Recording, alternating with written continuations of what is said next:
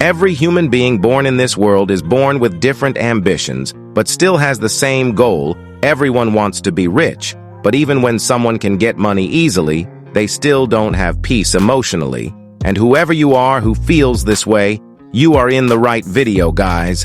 I will give you 2 keys on how to allocate money correctly, so watch this video until the end. Guys, maybe you already have $1,000 in your account, but often your emotions or feelings still don't feel calm and worried about that amount of money.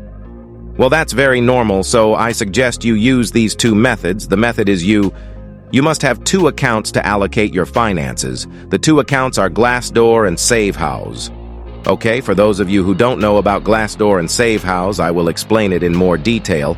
The Glassdoor account is an account that deals with hard money coming in and easy money going out, whereas a SaveHouse account is an account where money comes in easily and money comes out difficult.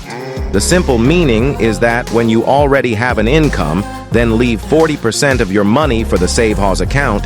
The SaveHouse account will be an account for your savings, while the remaining 60% is a percentage of your income.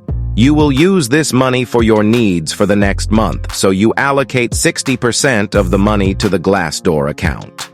By allocating money like this, you will be calmer, because you can control your expenses and income effectively. The problem is, if 60% of your income is not enough for your needs for the next month, and if that happens, it means the problem lies in how you earn it. Money, and for the next video, I will give ideas on how to increase your income. Guys, let's return to the topic. If you have accumulated a lot of savings that you have set aside 40% of your income, then don't let the money circulate and just keep it in your account. For a financial strategy in dealing with financial problems, you can allocate 50% of your savings if you have accumulated a lot for investment, allocation of emergency funds, or giving to charity. Guys, see you in the next video. Don't forget to like, comment, and subscribe.